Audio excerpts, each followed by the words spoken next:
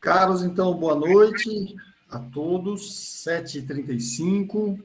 A doutora Sandra acabou de me mandar mensagem aqui dizendo que, infelizmente, não vai poder participar, o que é uma pena, mas pediu para mandar um beijo especial aí ao doutor Lucas e à doutora Letícia, que são os responsáveis aí pela apresentação de hoje. Lembrando, então, que hoje a gente vai fazer mais uma discussão, né, de caso clínico, com uma revisão ao final, e um caso clínico do pronto-socorro. Então, a ideia é que todos participem, perguntem, questionem. Doutor Eloy chegando aí, bem-vindo. E é isso. Então, hoje a nossa reunião está a cargo do doutor Lucas Stangler, nosso querido amigo e assistente do pronto-socorro, atual residente de oncologia, né? Trabalhando bastante, então. E a nossa queridíssima R2, doutora Letícia Guaini, e que vão fazer a apresentação. Então, 7h35, como de costume, a gente começa, porque todo mundo tem mais coisa para fazer depois. Então, passo a palavra. Lê, com você. Tá. Bem-vinda aí, boa noite. Oi, gente, boa noite. Bom, para quem não sabe, sou Letícia, sou R2 da clínica. Vou começar agora os casos. Hoje a gente trouxe, na verdade, 2 casos do pronto-socorro. São 2 casos clínicos que a gente tem muito contato, na verdade. Ao longo da apresentação, vocês vão ver que atenderam muitos pacientes similares. E aí a gente vai, ao longo da noite, aí falar um pouquinho sobre mais condutas do que próprio diagnóstico dos pacientes, tá bom? Então, o primeiro caso é um paciente, sexo masculino, 73 anos, que foi admitido no pronto-socorro dia 29/8 desse ano. De antecedentes, ele tinha um diagnóstico de adenocarcinoma, acinar usual de próstata, Gleason 7, já tinha metástases para ossos, linfonodos a distâncias, já tinha feito tratamento de castração, sendo resistente, uma doença renal crônica estágio 3 e um ECOG 1. Então, ele já tinha uma história oncológica em prontuário, que falava que em 2019 ele tinha iniciado com sintomas urinários. Em 2020, ele teve um diagnóstico, de uma investigação, né, no câncer de próstata, tinha um PSA de 43, fez uma biópsia, que veio um adenocarcinoma acinar usual, como eu falei, já era Gleason 7, já tinha infiltração peridural, e em 2020, em junho, o diagnóstico e nas tomografias mostraram doença metastática para ossos e linfonodos de alto volume. De antecedentes, o que ele tinha? Era um diabetes e não tinha diagnósticos familiares relevantes. E hábitos, era ex-tabagista, 50 anos, maço, parou ali logo depois do diagnóstico, em 2020. De medicações em casa. Então, ele estava usando dipirona 1 grama de 6 em 6, morfina 5 miligramas via oral de 4 em 4, e fazia também 5 miligramas de resgate de 4 em 4 horas, se necessário. Estava fazendo mais ou menos 3, 4 doses extras por dia, e usava também doxazosina, 4 miligramas uma vez por dia.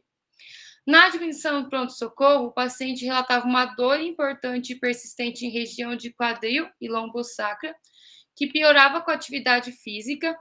Eliminações fisiológicas estavam preservadas, não tinha febre nem outras queixas. Na apresentação clínica, regular estado geral, sudoreico e facies de dor. Ao exame físico, de alterações, assim, ele tinha uma frequência cardíaca algo aumentada, 103, respiratória de 24, e tinha essa dor, né, que a gente classificou como uma dor neurológica, dor oncológica, para ele ficou como hipótese diagnóstica, dor oncológica, e também interrogada aí uma progressão de doença. De condutas, no primeiro momento, a gente iniciou uma analgesia com dipirona 2 gramas EV, 4 miligramas de morfina, e deixamos prescrito 2 miligramas de morfina de resgate até alívio total da dor. Solicitamos avaliação da ortopedia, pensando também em progressão de doença, essa dor que para ele estava diferente, nessa região de quadril e lombosacra, e também uma tomo de abdômen e pelve para ver aí se existia algum outro tipo de progressão de doença. Ele foi reavaliado inúmeras vezes no pronto-socorro devido à dor, chegou a fazer um total de 4 miligramas de morfina da admissão, e de resgate, ele foram feitos 5 resgates com 2 miligramas de morfina, totalizando 14 miligramas de morfina EV. Após isso, ele teve melhora total dos sintomas. Dos exames complementares, a gente solicitou para ver se aparecia algo de diferente. Nada que chamasse atenção, ele tinha um PCR algo aumentado, e a doença renal crônica, né, já aparecia ali, ele já tinha um clearance de estágio 3, mas nada que precisasse de conduta na urgência. Fizemos a tomo de abdômen e pelve, mostrava próstata de dimensões aumentadas e contornos irregulares, a bexiga com espessamento parietal difuso e múltiplas lesões ósseas predominantemente escleróticas esparsas pelas vértebras, ossos da bacia estáveis, e fratura impactada de corpo vertebral de T12 estável. Das interconsultas que a gente pediu, a ortopedia avaliou no mesmo dia, não tinha condutas de urgência por parte deles, não tinha indicação de colete, nem necessidade de restrição de movimento. Eles sugeriram encaminhar para um ambulatório de coluna na alta. A nossa impressão foi que o paciente tinha ido ao pronto-socorro com uma queixa de dor em quadril e região lombosacra, que piorava, então, a atividade física, sem outras queixas. Foi realizada uma analgesia importante, com melhora do quadro. Foi avaliado pelo grupo da coluna, que descartou condutas na urgência. Ele estava bem, não tinha alterações laboratoriais. Então, como ele evoluiu com essa melhora da dor, a gente optou por alta hospitalar, com ajuste ambulatorial de medicações para a dor. E ele já tinha, né, uma doença renal crônica não dialítica, com segmento ambulatorial, sem sinais de descompensação ou urgências. Encaminhamos o ambulatório da coluna para segmento, orientamos sinal de alarmes e ele teve alta hospitalar. Então, esse foi o nosso primeiro caso clínico. A gente fez um resumo aí do que foi essa breve internação dele e como a gente utilizou e otimizamos a morfina para ele, né, na parte de dor oncológica. E agora eu vou apresentar o segundo caso clínico, que tem algo em comum também, e aí depois a gente vai discutir sobre as condutas. Então, o caso clínico 2 é uma paciente de 44 anos, é um paciente de 44 anos, sexo masculino também. Ele tem um diagnóstico de 2017 de polipose adenomatosa familiar. Em outubro de 2017, ele fez colectomia total por videolaparoscopia devido a essa polipose adenomatosa familiar e devido a um adenocarcinoma em transição retossigmoide. Depois ele fez uma quimioterapia adjuvante. Em janeiro de 2020, foram diagnosticadas metástase hepática irressecável e linfonodal. O paciente já acompanhava no ambulatório de oncologia, já em cuidados paliativos proporcionais. Já utilizava em casa tramadol 50 via oral de 6 em 6, dipirona 1 grama de 6 em 6 e omeprazol 20 uma vez ao dia. Então, ele já acompanhava com a equipe de oncologia da Santa Casa devido a esse adenocarcinoma de reto sigmoide diagnosticado em 2017, com metástase hepática e linfonodal em cuidados paliativos proporcionais. Deu entrada para a gente no pronto-socorro pelo setor de emergência, estava em maca, hipoativo, pouco contactuante, bradipneico e bradicárdio. Foi encaminhado para o setor da hidrata em máscara não reinalante 6 litros por minuto. Na data, ele foi encaminhado para o repouso, aquele quarto mais isolado, com visita liberada para os familiares. Estava precisando de manter a máscara não inalante e a gente optou por iniciar principalmente medidas de conforto para ele. Durante a internação, ele apresentou uma mudança do padrão respiratório com sinais de desconforto. A gente optou por iniciar a morfina em BIC para ele, 2 ml por hora, e após 6 horas o paciente evoluiu a óbito. Então, esses eram os 2 casos clínicos que a gente tinha do pronto-socorro. E agora eu vou chamar o Lucas para falar um pouquinho das nossas condutas e dos pacientes para a gente. Então, vamos lá, só vou compartilhar aqui a tela.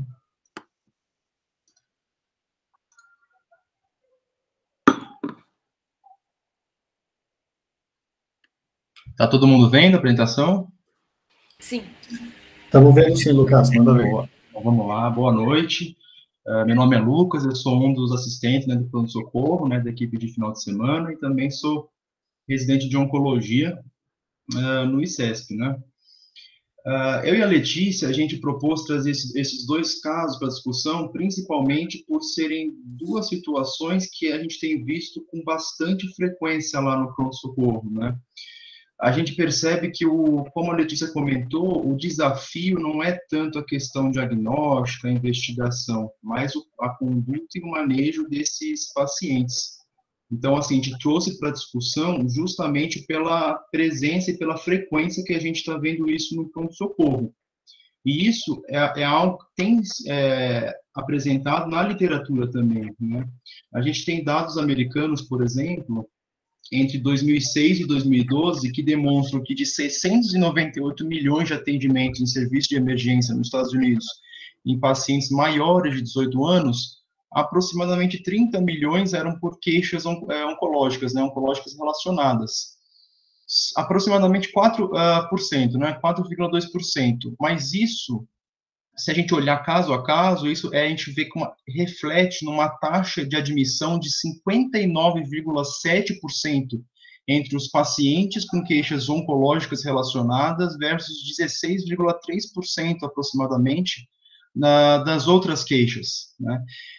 E dentre as principais queixas oncológicas que os pacientes trazem, está propriamente a dor, né, com 62%, seguida de dispneia, 34%, então, assim, não por coincidência que a gente escolheu esses casos para discutir hoje em reunião, e náuseas e vômitos também, representando até 30% aproximadamente. Então, a gente vê uma mudança de perfil epidemiológico na população, esses dados são antigos, né, até 2012, mas publicados em 2017, acredito que se fizesse um levantamento mais recente, a participação de paciente oncológico até aumentaria mais. Mas até por essa importância, a gente trouxe aqui para a discussão. Então, em um primeiro momento, a gente vai discutir sobre a dor oncológica, né? Qual a importância da gente discutir sobre isso, né? A dor, ela acaba estando presente em até 1/3 dos pacientes ao diagnóstico de algum câncer. Ela vai surgir em até 50% em algum momento da evolução desses pacientes, e ela está presente em 90% dos pacientes com a doença avançada, né? E aqui embaixo eu trago um esquema do que, mais do que definir dor, né, da questão nociceptiva, que eu acredito que já está bem embasado, né, eu trago aqui o conceito de dor total. Porque além da questão física, nociceptiva, relacionada à lesão tecidual ou alterações fisiológicas que podem promover a dor, a gente tem que entender a dor dentro de um contexto, né, emocional do paciente, ou seja, como que ele encara esse processo, como ele encara a dor, de que ponto isso está frustrando, levando a consequências emocionais e espirituais para ele, e além disso, né, até que ponto a dor também não está levando esse paciente a alguma privação social, alguma alteração social para ele, né, o uso de medicamentos, às vezes acaba sendo estigmatizado como um paciente doente, enfermo. Então, mais do que a abordagem física da dor, tendo em vista o contexto de nocicepção, a gente tem que ter o contexto de dor total, englobando aspectos físicos, emocionais, sociais e espirituais. E cada uma dessas esferas acabam sendo abordadas no manejo desses pacientes. Aí, beleza, chegou um paciente, por exemplo, pela sala de decisão, né, a gente está suspeitando um paciente oncológico, né, como que eu vou abordar ele, como é que vai ser a nossa avaliação inicial?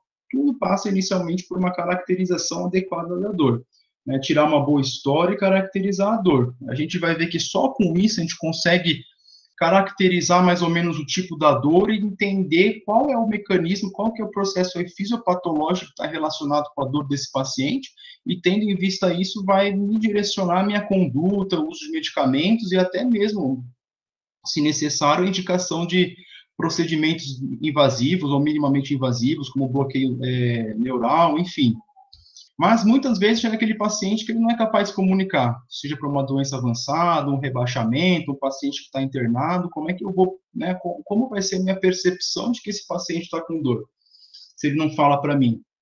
Então, eu vou avaliar por meio de sinais indiretos. É um paciente que faz faces de dor quando eu palpo determinada região, quando eu mobilizo algum membro.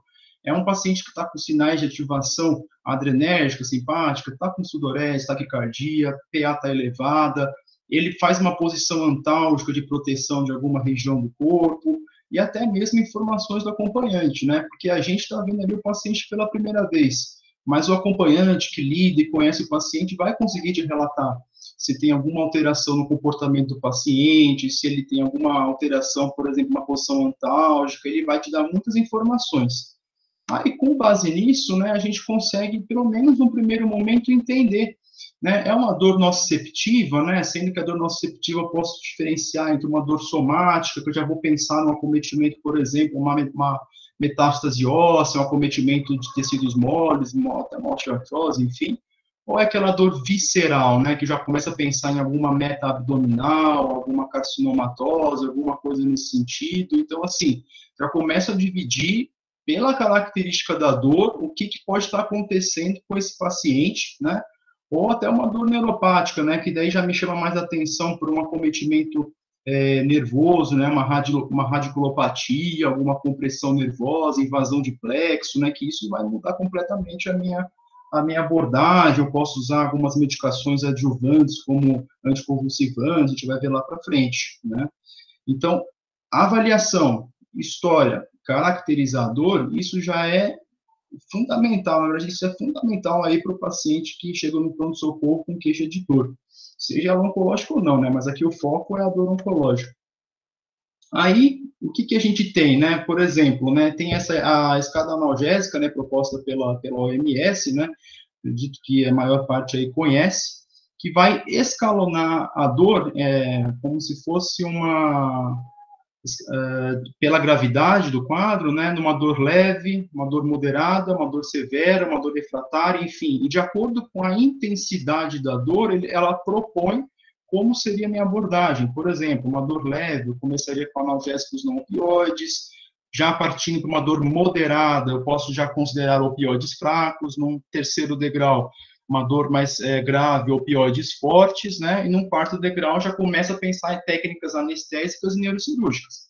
Mas percebam que em todos os degraus, seja no primeiro até o quarto, né, a gente tem as técnicas, as drogas adjuvantes sempre, né, em conjunto com a minha conduta que eu vou adotar, e tendo como base, né, para todos os degraus, e resgatando o conceito que a gente colocou no slide anterior de dor total, sempre abordagem com atenção familiar, suporte emocional, comunicação, entender o contexto total da dor do paciente, né.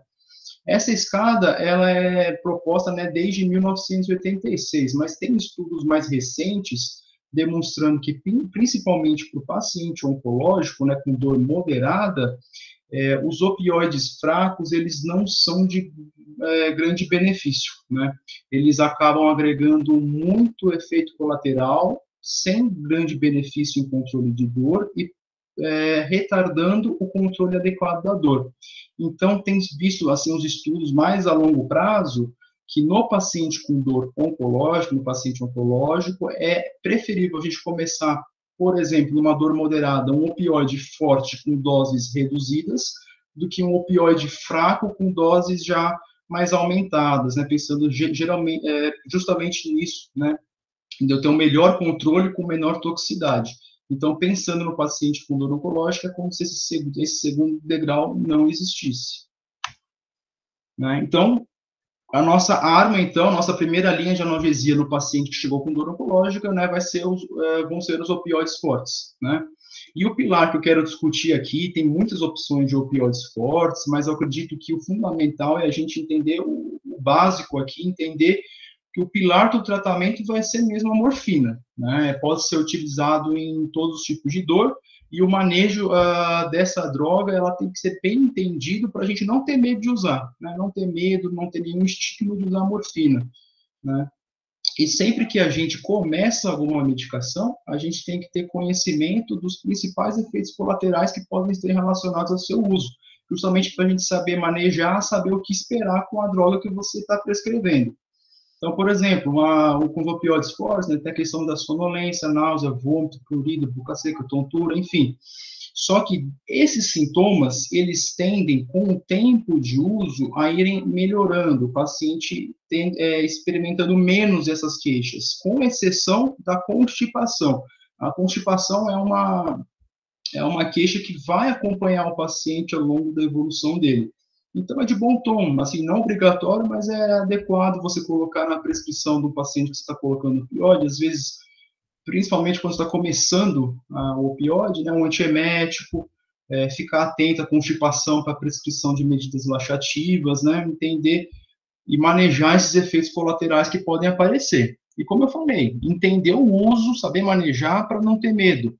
Depressão respiratória, a gente vai ver mais para frente, em contextos de intoxicação por opioide, por exemplo, num contexto geral é incomum, né? Mas a gente tem que saber manejar, porque é algo que pode acontecer. Mas se prescrever do jeito correto, adequado, atentar para possíveis disfunções, por exemplo, função renal, é um evento adverso incomum, uma depressão respiratória. Aí, né, em termos práticos, então, né, chegou o paciente, você tirou a história, tudo completinho, seguiu todo aquele passo a passo que a gente colocou no slide, caracterizou a dor, viu que realmente é uma dor oncológica, e você vai começar a prescrição, então, do opioide. Como é que você vai fazer isso, né? Você sempre vai fazer a dose fixa de opioide e vai colocar a dose resgate. Isso é uma coisa que a gente vê que acaba faltando em algumas prescrições, mas a dose resgate é fundamental, tanto para o controle da dor do paciente, mas também para, em caso de não ter um controle adequado, a gente saber como ajustar a dose num segundo momento. E o que seria essa dose resgate, né? A dose resgate é uma dose calculada de opioide, né, que ela pode ser feita antes da dose fixa no horário determinado, de acordo com a necessidade do paciente, né? Essa dose, como ela é calculada, né, não é nada assim da cabeça, né? A gente vai pegar a dose total de opioide que o paciente está em uso nas 24 horas, e é uma dose que é de 1/6 a 1/10 dessa dose que você está dando para ele. Pode ser feita até de 1 em 1 hora, né, de acordo com a necessidade do paciente. Pode ser com o mesmo opioide que ele está fazendo uso, ou algum outro opioide, mas respeitando a equivalência analgésica. A gente vai entender o que é isso de equivalência analgésica nos próximos slides. E preferir opioides de ação rápida, né, como, por exemplo, a morfina, né. Aí, por exemplo, aqui eu trouxe um exemplo assim prático para tentar entender o que eu falei até agora, né. Chega um paciente, por exemplo, um adenocarcinoma gástrico, né, metastático, tempo irregular, está em uso de morfina, 30 miligramas VO de 4 em 4, e você notou que não prescreveram um resgate para ele. Então, como é que você vai calcular?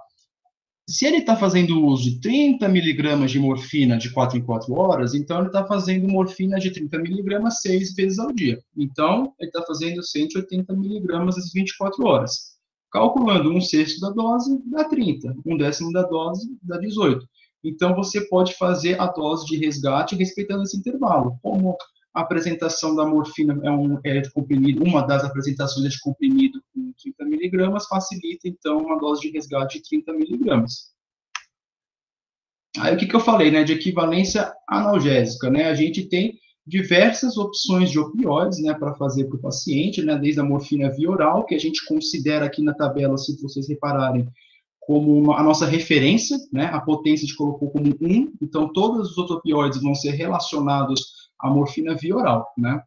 Então, morfina endovenosa ou subcutânea, 3 vezes mais potente, oxicodona, 2 vezes mais potente, codeína, 10 vezes menos potente, né. Então, a gente vai jogando aí com esses números.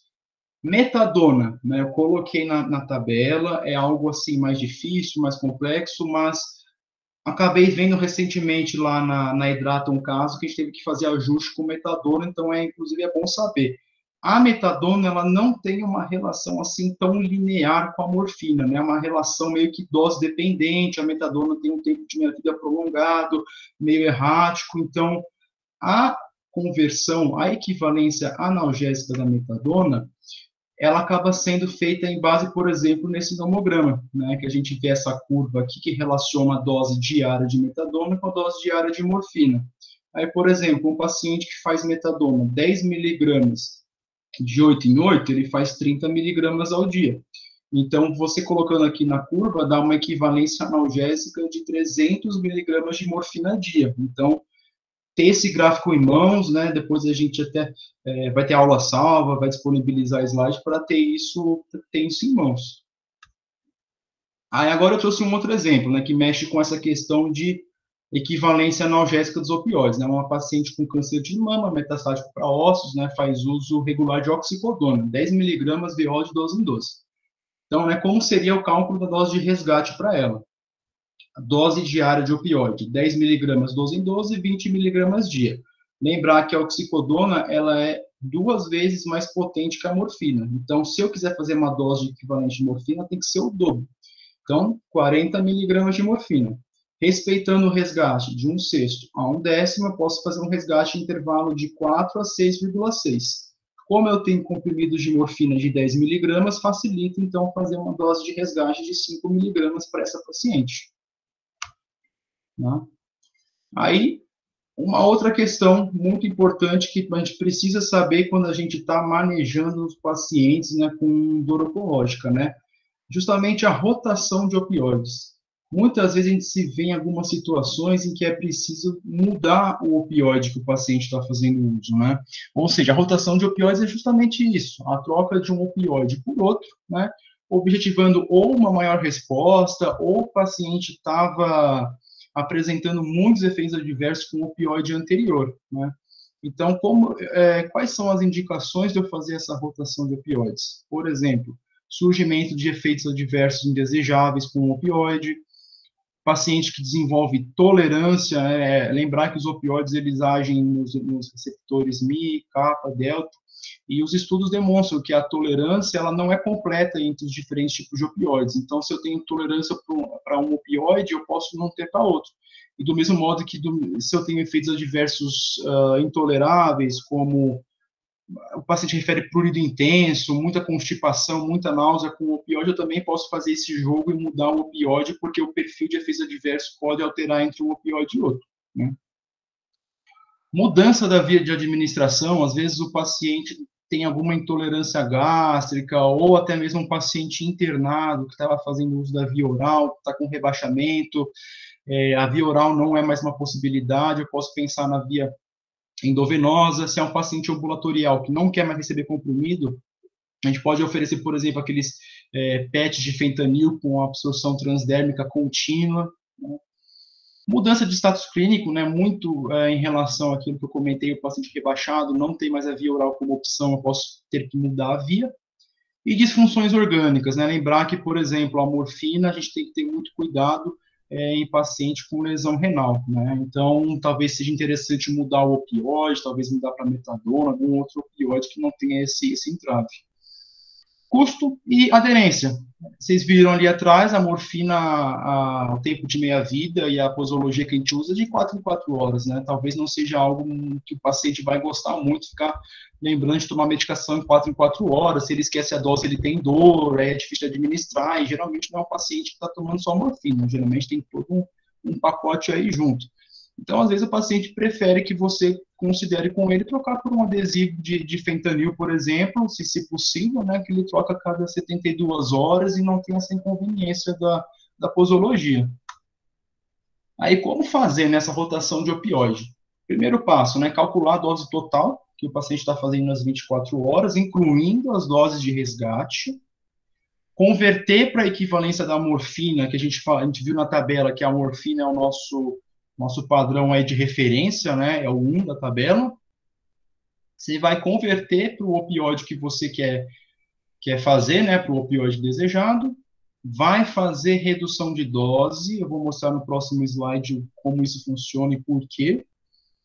E aí você vai definir, de acordo com o que você calculou, vai definir a posologia e vai calcular a dose de resgate, né? Aí o que é essa redução de dose, né?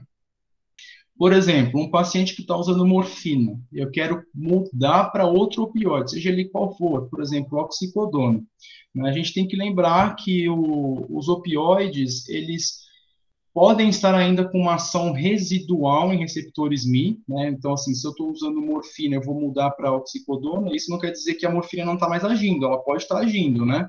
E a resposta entre um opioide e outro, ela pode ser diferente, ele pode ter uma resposta mais intensa com a oxicodona. Então, um exemplo, né, que eu dei dessa conversão, mas é para se atentar sempre, fazer essa redução de 20% a 30% da dose quando eu faço a rotação de opioide, com uma exceção.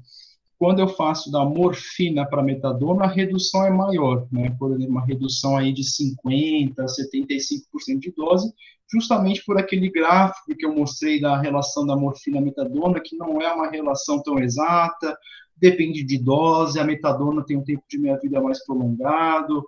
Então, para reduzir os riscos, né, do paciente evoluir, por exemplo, uma intoxicação. Então, eu tenho que sempre me preocupar com essa redução de dose quando eu vou mudar uma opção de opioide por outra.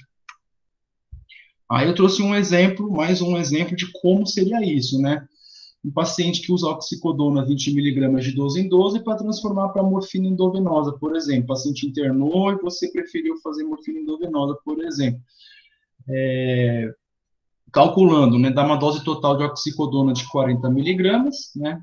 Vamos primeiro fazer equivalência para a morfina VO, que é a nossa referência, 80 mg. Faço a redução de dose de 20% a 30%, dá 60 mg de morfina VO. Aí lembra que na tabela a morfina EV é 3 vezes mais potente que a VO. Então eu divido por 3, dá 20 mg EV, que pela posologia dá para ser feito em 3 mg EV de 4 em 4 horas, calculando uma dose de resgate de 3 mg EV. Nunca esquecer da dose de resgate, ela é importante para controladora, é importante para calcular ajuste de dose, então prescreveu dose de horário de opioide, colocar também dose de resgate. Aí vamos supor, né, tomei todos os cuidados, mas mesmo assim o paciente está evoluindo com sonolência, rebaixamento, nível de consciência, você viu lá que está com miose e está com bradipneia, né? Então, o que você tem que suspeitar, né? Dentro do contexto clínico do paciente, lógico é que ele pode estar com uma intoxicação por opioide, né? Então, assim, primeira coisa, suspeitei de intoxicação por opioide no paciente que está comigo. O que eu vou fazer? Vou pensar, qual que é o momento desse paciente e o que eu quero dizer com isso? É um paciente que estava previamente funcional, é um paciente que está internado numa intercorrência aguda, fez uma lesão renal aguda, e aí não ajustou dose de morfina, intoxicou. É um paciente que recém rodou o opioide, a gente, às vezes, esquecendo de reduzir dose, enfim. Ou é aquele paciente que já está mais emagrecido, caquético, tendendo a hipotensão com sinais de evolução para a fase final de vida, né? Porque isso vai diferenciar a invasividade, digamos assim, da minha conduta, né? Por exemplo, vamos supor que é um paciente, previamente funcional, é uma intercorrência aguda, e eu vou investir. Então, assim, a conduta é a conduta padrão, hidratação endovenosa, né? Suspender a próxima dose do opioide e reduzir a dose diária em 50%, tá? Não adianta só lembrar de fazer o antídoto, o naloxone, porque o naloxone tem uma ação quase que imediata, ali para o momento. Se você continuar fazendo o opioide sem um ajuste de dose, não suspender a próxima dose, o fator ali desencadeador da intoxicação está ali ainda, tá? Então, lembrar dessas condutas. E quando eu vou fazer naloxone, né, nesse paciente que eu vi que é uma intercorrência aguda, que vale o investimento, né? Se ele tiver uma depressão respiratória, principalmente com uma frequência respiratória menor que 9, né? Então, eu tenho indicação de naloxone, tenho indicação, assim, pensando na conduta mais completa e abrangente do paciente, né? Num paciente rebaixado, com bradipneia, depressão respiratória, até monitorização, ponderar suporte intensivo, né? Fazer toda a conduta.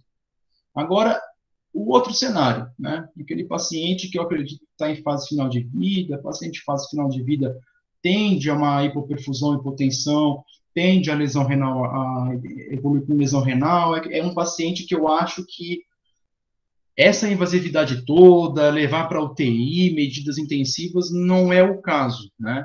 O que eu vou fazer? Vou deixar ele intoxicado? Não.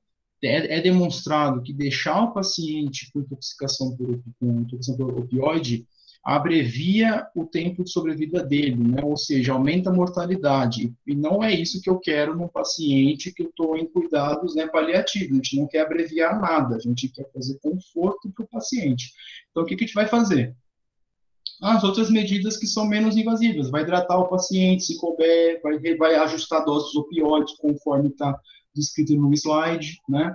Aí o naloxone, vai fazer, não vai? Então, às vezes pode não caber o naloxone, né? Porque daí você faz naloxone, o paciente acorda agitado, com dor, acorda subindo aí pelas paredes, aí você vai lá, ao dó, aí o paciente rebaixa, aí ele tem dor, aí faz morfina, aí ele rebaixa de novo. Então, assim, começa aí meio que uma cascata iatrogênica aí meio complicada. Então, assim, nesse outro paciente, dá para tirar o pé, fazer as coisas com calma, e reavaliando o paciente e brincando aí, ajustando a dose do opioide dele. Né? Então, essa foi a primeira parte, né, que a gente falou mais de opioides, né, a indicação, quando usar, como prescrever, como fazer o resgate, como rodar o opioide, e como, né, manejar as principais intercorrências, entre elas a intoxicação, né, que é a grande aí, intercorrência aí.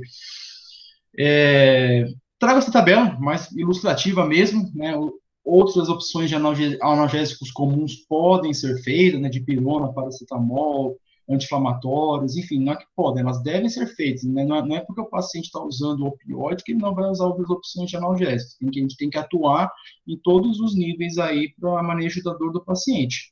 E, como eu comentei, né, em todos os níveis daquela escada tinham as medidas adjuvantes, né? Então, são medicações que elas servem para um auxílio no manejo da dor do paciente e até mesmo melhoram o efeito dos opioides, né? Lembrando, aquela primeira tabela que eu mostrei, você dividia a dor nociceptiva da dor neuropática. Eu falei que era importante essa diferenciação porque isso poderia mudar minha conduta. E eu estou mostrando aqui agora que realmente muda. Se eu vi que é um paciente com dor neuropática, tem medicações que vão ter benefício para ele, né? Como, por exemplo, gabapentina, amitriptilina, duloxetina e venlafaxina. São opções aí para o manejo desses pacientes.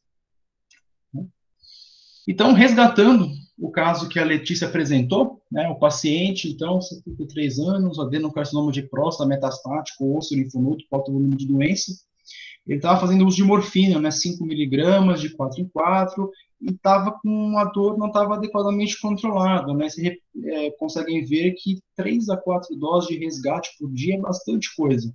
Então, como a gente faria, então, a prescrição e o ajuste? Uma dose total de morfina que ele estava fazendo, que era de 30 miligramas fixos, mais aproximadamente 20 miligramas pelos resgates que ele vinha fazendo, o que dava uma dose de 50 miligramas, né, para ele diária. Foi optado por manter a morfina.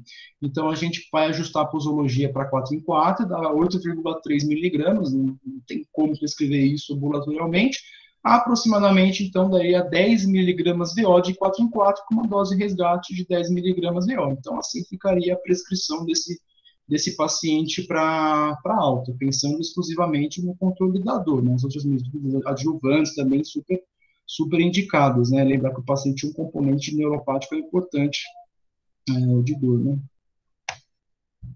Então, esse foi a primeira parte da apresentação, trazer um pouquinho de conceito de dor, como manejar, as principais intercorrências e alguns exemplos práticos aí que eu acho que ajuda a fixar o que foi falado, o que foi apresentado, para no dia a dia ficar mais fácil, mas vocês viram, tem que calcular, tem que pegar a tabelinha, tem que checar, coloquei ali o passo a passo, acho que deve ajudar no manejo dos próximos casos. Aí, falando um pouco agora de dispneia. Dispneia também é outra questão, uma experiência subjetiva do paciente. Não vai ter aquele exame complementar que eu vou pedir para diagnosticar dispneia, né? É uma sensação ou percepção de desconforto na respiração. É um sintoma frequente, é um sintoma incapacitante entre pacientes com câncer, uma frequência varia entre 21% a 90%.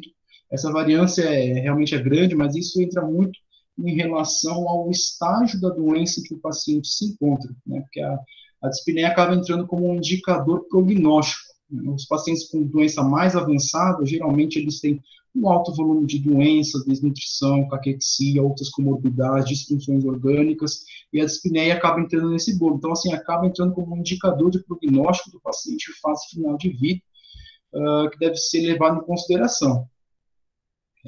Tem associação direta com a doença oncológica, com o seu tratamento e outras condições clínicas. E a presença da dispneia no paciente oncológico não é sinônimo de que esse paciente tem metástase pulmonar, por exemplo.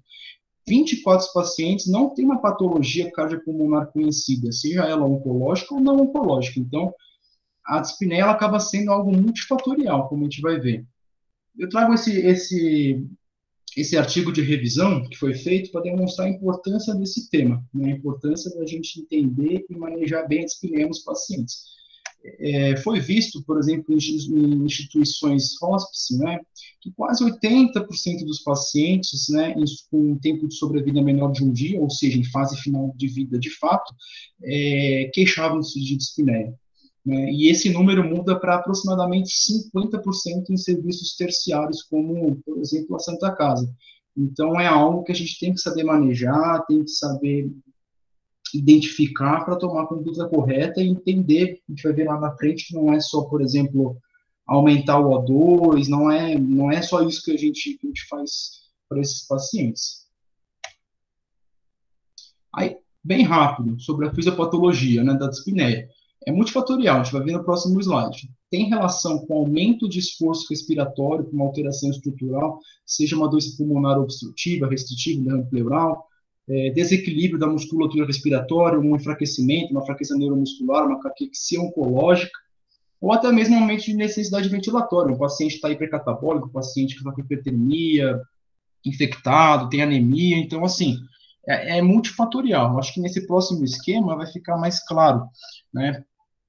A gente recebe as informações e aferências sensoriais, né, que vão ser integradas e vão ser interpretadas no córtex. Uma vez assim, elas se tornam conscientes, né? Por exemplo, o uso excessivo de musculatura respiratória, uma fraqueza respiratória, isso, né, vai ser levado para o córtex cerebral, né, um aumento do trabalho muscular, que vai ser interpretado em conjunto com outros fatores, como, por exemplo, a pressão de gases no sangue, por exemplo, a PCO2, PO2. Lembrando que em nível de sistema nervoso central, a PCO2 acaba tendo uma participação mais importante, né, na fisiologia respiratória e na fisiopatologia da dispneia, né? Então, o estímulo de quimioreceptores acabam sendo interpretados em conjunto com essa questão do trabalho muscular, e se tiver uma dissociação, um desequilíbrio, um desbalanço desses dois fatores, eles vão ser levados ao córtex cerebral, que em conjunto com fatores emocionais, fatores cognitivos, que a gente vai ver mais para frente, que são bem importantes, levam a uma causa aí multifatorial aí para a dispneia, né? Uma fisiopatologia multifatorial. Então, como eu falei, né, o diagnóstico, né, o padrão ouro, né, é a queixa do paciente, não tem um exame complementar mirabolante aí para fazer. Frequência respiratória, saturação de O2, PO2, PCO2 não vão mensurar a dispneia, né? A gente tem visto agora, ainda mais durante a pandemia, pacientes saturando 80% e está lá de boa, conversando com você e não tem queixa nenhuma. E o inverso também é verdadeiro, né? Às vezes um paciente está saturando 98%, está saturando 99% e está se queixando que está respirando mal, está com dispneia, enfim, então não tem tanto essa relação, né? A avaliação, existem escalas que podem ajudar nessa avaliação, escala visual, tem a escala de Borg, que eu coloquei aí ao lado para ilustrar, né? E, de novo, reforçando, não tem um exame complementar específico, tá? E a abordagem, se eu falei que a fisiopatologia é multifatorial e envolve diversos parâmetros, a abordagem também vai ser global e multifatorial. Envolve não só as medidas farmacológicas, mas fisioterapia, psicologia, terapia ocupacional, equipe de enfermagem, tem que conversar bem com a equipe de enfermagem, cuidadores e familiares, porque às vezes, principalmente os familiares, acabam vendo o paciente desconfortável, dispneico, aí fica nervoso e passa esse nervosismo para o paciente, passa esse nervosismo para a equipe de enfermagem, fica todo mundo afobado, querendo ajudar, mas acaba até, infelizmente, acabam atrapalhando, né, porque acaba gerando mais ansiedade e desconforto para o paciente, que acaba ficando com mais medo, mais dispneia, e uma coisa vai despertando a outra. Então, sempre conversar bem com a equipe e com os familiares, né, eles são os aliados aí no manejo. E a abordagem, de novo, né, daquela mesma questão. Anamnese, exame físico completo, entender o contexto do paciente, antecedentes, uso de medicamento, fez químio prévia, tem químio que tem efeito, né, pneumotóxico. A gente viu recentemente na Hidrata um caso desse tipo, radioterapia também prévia, exames complementares, não para diagnosticar dispneia, mas às vezes para fazer uma investigação de alguma causa que pode estar associada, tá? E essa investigação, ela deve ser feita sempre ponderando proporcionalidade. Como assim? O foco da apresentação está sendo o paciente oncológico. Lógico, se tiver um outro paciente no PS com dispneia, a abordagem é outra. A gente está pensando no paciente oncológico.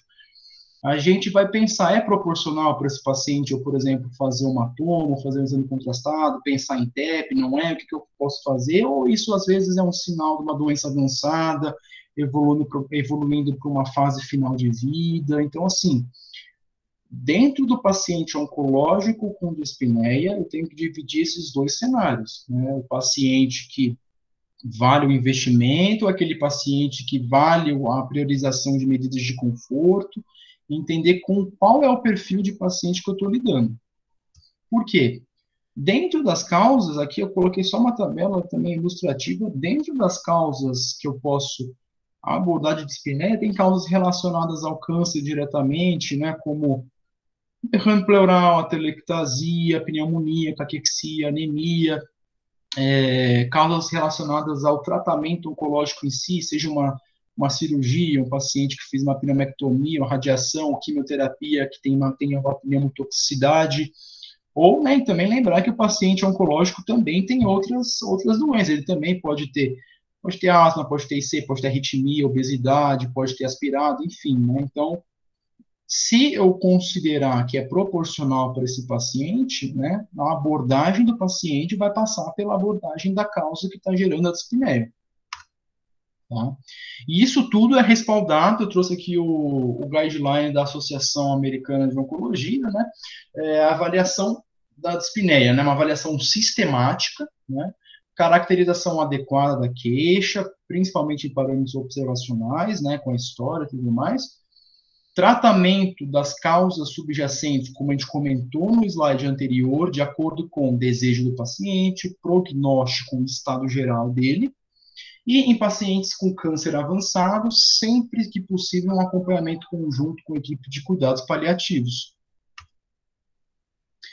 Aí, vamos lá, estou diante do paciente com dispneia. Qual é meu objetivo? É óbvio, aliviar a sensação de desconforto do paciente. Isso envolve desde medidas não farmacológicas, acho que dá para entender isso baseado no que a gente falou até agora, terapias cognitivas comportamentais, técnicas de relaxamento, adequação das atividades diárias, o suporte psicossocial e as medidas farmacológicas, né, que é principalmente, que a gente vai ver lá na frente, são os opioides, principalmente a morfina. Só que antes disso, e o oxigênio, né? A gente faz para todo mundo, o paciente está dispneico, vou colocar ali um catéterzinho de O2, vamos ver como é que ele fica, né? Então, muitas vezes a gente acaba querendo fazer alguma coisa, a gente fica meio que afobado vendo o paciente com dispneia, a gente quer ajudar, quer fazer algo, só que o oxigênio, ele só vai ter benefício em situações de hipoxemia comprovada, né? Hipoxemia é uma coisa, dispneia é outra. Acho que ficou claro até agora essa diferença, né? Só que os estudos antigos demonstravam uma melhora quando você colocava ali o paciente num cateterzinho de O2, né? O que será que está acontecendo então? Seria um efeito placebo? Com estudos posteriores, viram que, na verdade, não era o O2 que levava essa melhora, né, da sensação de dispneia. Era a própria passagem de ar pela via aérea do paciente, era o fluxo de ar, passava ali em região com terminações nervosas, estímulos de nervo trigêmeo, que geravam uma sensação de melhora respiratória e um alívio da dispneia. Mesmo porque o uso de O2 a gente sempre tem que avaliar num contexto em relação a custo, né, principalmente durante aí a pandemia, restrição e aquela questão do estereótipo que existe do paciente doente, que está com catéter, é uma coisa que acaba gerando mais sofrimento psicológico para eles, né? Então, individualizar o uso do oxigênio. Aí, para respaldar, eu trouxe esse ensaio controlado, né, randomizado, duplo cego, que foram randomizados pacientes com queixa de dispneia em 2 grupos. Um grupo recebeu oxigênio e o outro grupo mesmo só medidas de melhora da ventilação no quarto, em alguns casos até colocaram ar comprimido. E o que foi visto? Né? Vocês veem que as curvas nos 2 gráficos elas estão bem juntinhas, né? Então o que isso significa? Que não teve diferença em você fazer suporte de O2 ou melhorar a ventilação do quarto, arejar mais no paciente com queixa de dispneia. A gente está falando de dispneia, não de hipoxemia. Então, ficar ofertando O2 ou O2 para esses pacientes não vai ajudar, e às vezes pode até atrapalhar. Você fica aumentando o fluxo de O2, resseca, coloca na máscara e começa a vir um jato de ar na cara do paciente, ele fica mais agoniado. Então, saber muito bem quando indicar o oxigênio nesses pacientes. É justamente isso que o guideline fala. A melhora do fluxo aéreo deve ser oferecida para todos os pacientes. Oxigenoterapia apenas sem indicação, né? Então, não realizar só pela dispneia. Então, oferecer abordagens comportamentais, posturais, fisioterapia, técnicas de relaxamento, e aqui embaixo a tabelinha aí com as indicações. Aí, entrando aí na reta final, então, né, os opioides, né, são as drogas de primeira linha no controle da dispneia. O mecanismo de ação é um pouco incerto, né? Parece que eles atuam em receptores a nível do sistema nervoso central, periférico, até mesmo na árvore traqueobrônquica, mas o mecanismo que mais tem assim, demonstrado uma explicação e comprovação é na alteração da percepção central da dispneia. Como eles fazem isso? Lembrar daquele esquema que eu falei, que tinha os quimiorreceptores, né, principalmente para PCO2, que vão levar a informação para o sistema central.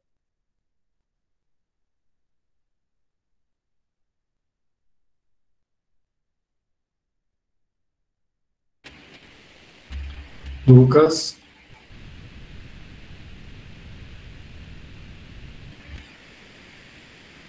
Acho que o Lucas deu uma travada aí.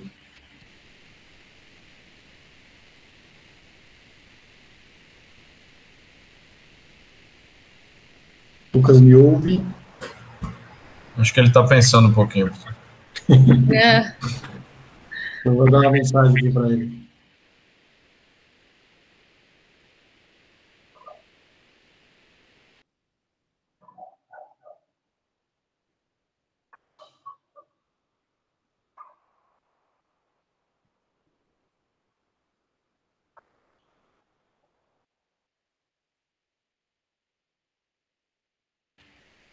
Ele teve uma variação de luz, já está entrando de novo aí. Teve uma queda de luz.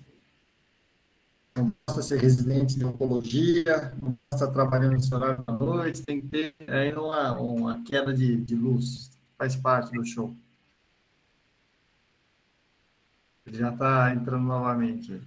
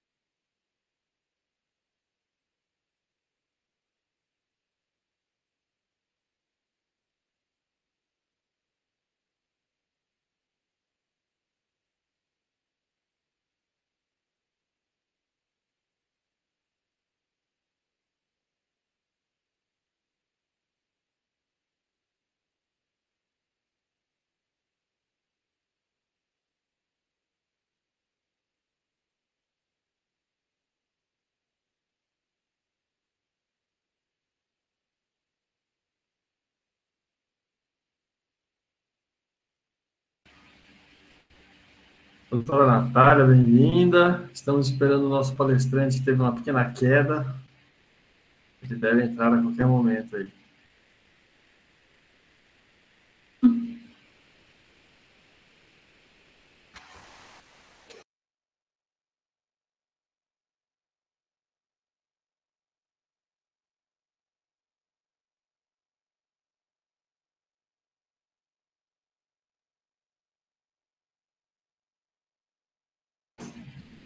Ele já está restabelecendo aí, moçada.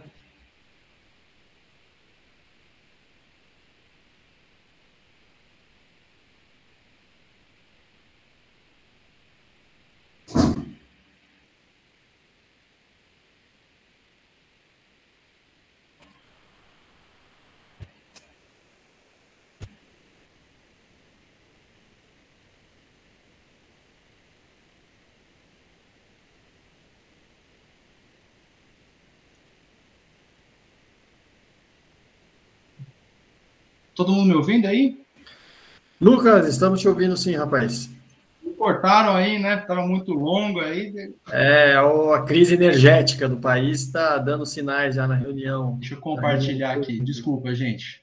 Fica tranquilo que nós já estamos na segunda-feira, então só tem um finalzinho de semana aí pela frente. Eu só espero que isso não se repita de novo, viu, rapaz? Que não dá assim. Que isso. Próxima vez vai ter que apresentar lá na casa do Kimmer, que tem um dos maiores salários do Instituto do Coração. Ô, louco. Qual foi o slide que vocês ouviram? Qual slide? Apresenta aí que a gente diz qual foi. Esse aqui? Você não está compartilhando sua tela ainda, a gente não está vendo sua tela. Pelo menos eu não vejo. Peraí. Foi aquele que a morfina é o tratamento de primeira linha no tratamento da dispneia. Mas sua tela não está compartilhada, Lucas. Aqui está aparecendo que está compartilhando. Refaz o processo aí. Sai e entra de novo. Na apresentação aí. Vamos lá. Tela inteira. Compartilhar. Agora vai. Foi. Boa. Vamos lá. Esse mesmo. Manda ver.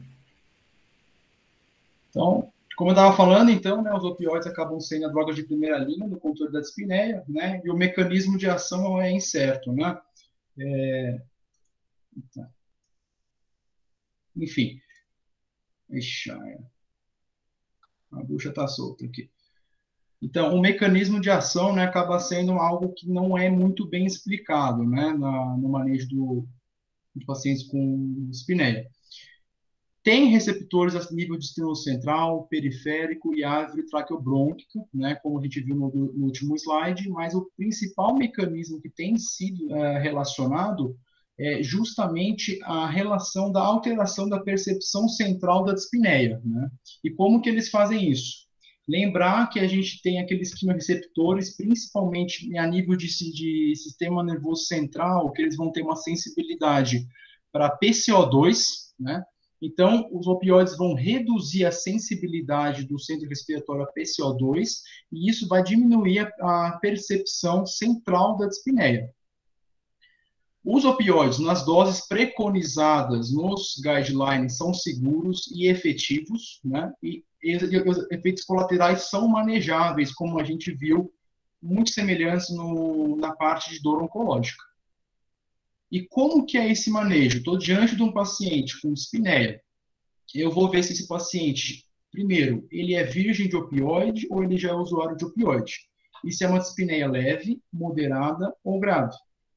Em sendo uma dispneia leve, eu tenho como opções, por exemplo, a hidrocodona, a codeína.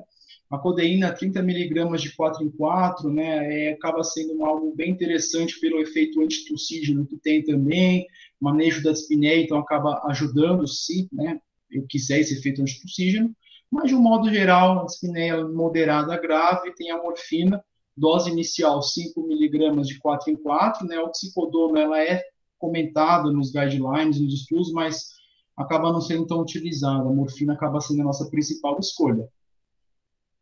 E, de novo, resgate. Você tem que colocar a dose de resgate para você saber se o paciente está bem controlado ou se não está, e não deixar ele dispineico também. E, por exemplo, aquele paciente que eu falei, mas ele já era usuário prévio de opioide, seja pelo motivo qual fosse, de circuito de dispneia. Eu vou fazer, então, um aumento de dose de 25% a 50% na dose de 24 horas que ele utiliza. E benzodiazepínicos, posso usar, não posso? O que eu faço em relação a isso, né? Lembrar que a dispneia pode gerar ansiedade no paciente. E essa ansiedade piora a dispneia, que piora a ansiedade, piora a dispneia, então acaba entrando num ciclo. Então, se você entender que o componente de ansiedade é algo importante para o paciente, você pode sim associar. Nunca fazer o ansiolítico isoladamente com primeira linha. Você vai associar com o opioide. E os estudos não demonstraram, nas doses preconizadas nos estudos, como aqui as opções lorazepam, diazepam e clonazepam, aumento de depressão respiratória. Acaba sendo benéfico quando bem indicado e quando bem utilizado. Aí aqui eu trouxe um esquema que dá um exemplo de como manejar esses pacientes, né? Então, assim, estou com um paciente com dispneia. A primeira linha, então, acaba sendo, então, o uso de morfina, né? Lembrar da equivalência, que aqui também vale em relação à via que eu estou utilizando a morfina, né? Se já era usuário prévio, morfina, então, acrescentado de 50% da dose prévia de 24 horas, associada a medidas que podem ser, por exemplo, O2 hipoxemia e beta-2 agonista ou corticoide, de acordo com o cenário que você se encontra. Se perceber que junto da dispneia tem um cenário de ansiedade aí importante, associar com os benzodiazepínicos e sempre reavaliando o paciente em relação à adequação das medidas que você está fazendo. E sempre associar as medidas adjuvantes, lembrar que é multifatorial, fisioterapia, relaxamento, ambiente arejado, cabeceira elevada.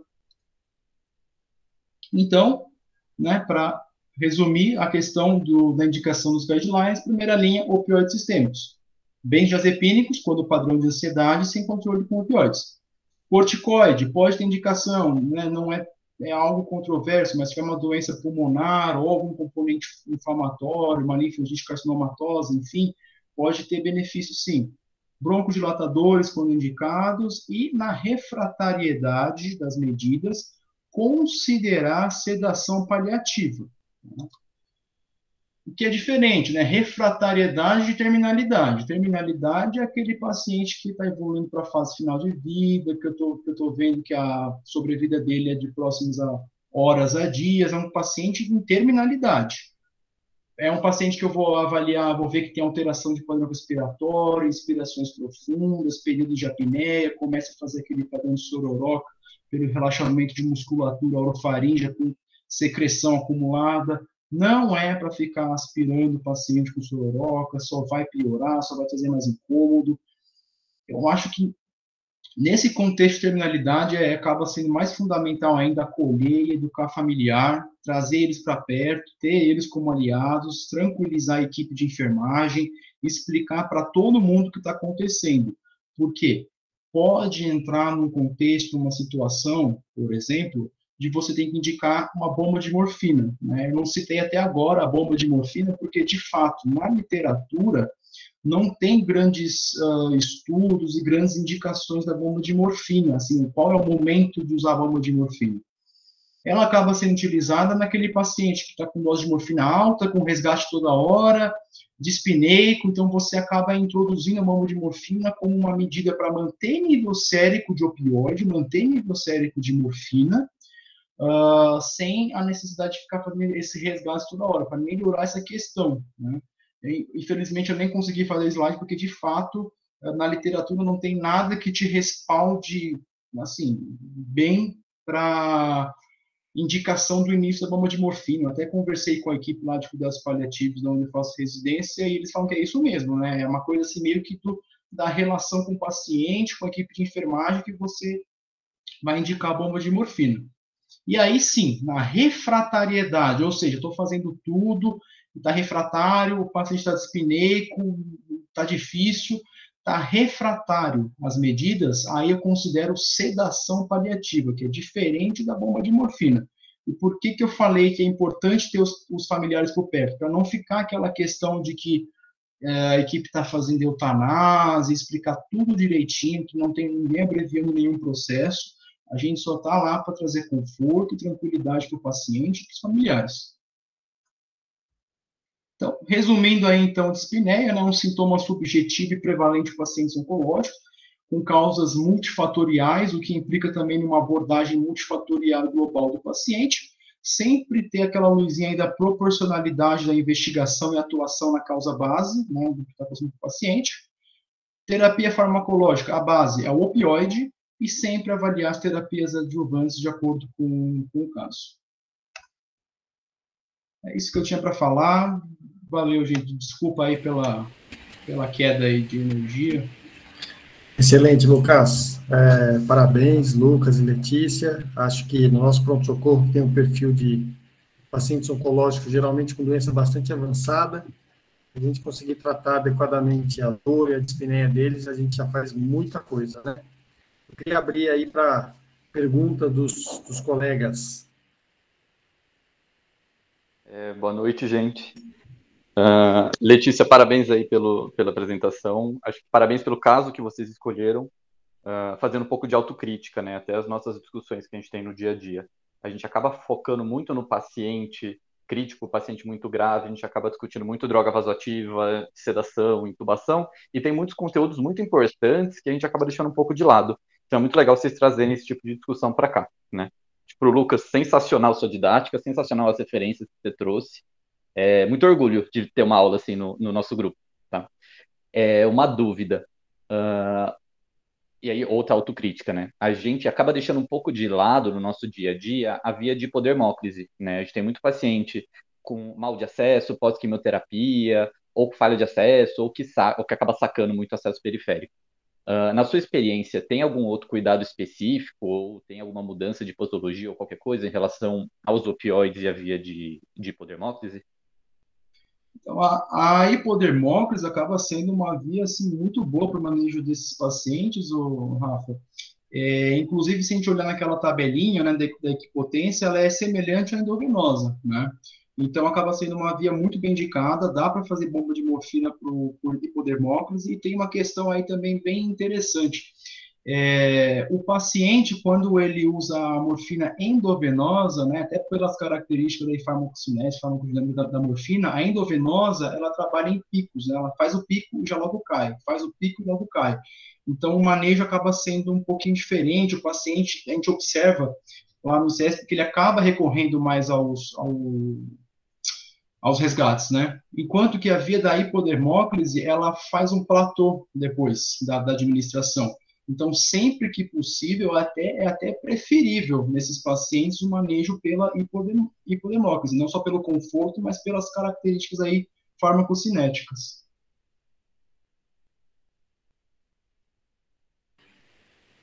Perfeito. Quem mais fala?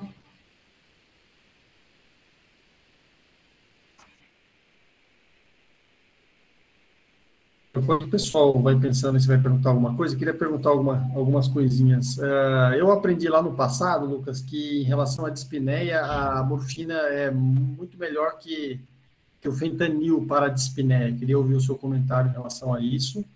E outra coisa importante é que lembrar que naquela escala de analgesia, né, quando você chega lá na etapa 2, na etapa 3, já com o opioide potente, né, eu aprendi que se isso ainda é assim, houve alguma modificação, sempre, quando a gente trabalha com essas drogas analgésicas, a gente deve sempre associá-las, né? Então, não é porque eu estou com morfina dose otimizada que eu vou tirar a dipirona, inclusive, eu ouvi alguns paliativistas um relato, né, do efeito cinético entre dipirona e morfina, então, eu queria saber se essa visão ainda está dessa forma aí.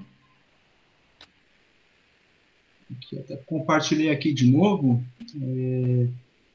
É isso mesmo, Veronese. Aqui nos degraus, ó, você repara que na base, ó, as drogas adjuvantes, elas sempre se mantêm, né? Então, você vai acrescentando de fato. E os analgésicos simples, né, como dipirona, paracetamol, eles vão ser mantidos na prescrição. Tá? Então, você associa o opioide, né? Você não vai... É porque eu estou fazendo morfina 30 miligramas, estou fazendo metadona, que eu vou tirar a dipirona. Não, você mantém e até vai acrescentando, dipirona, metadona, gabapentina, enfim, você vai acrescentando, de fato. Tá?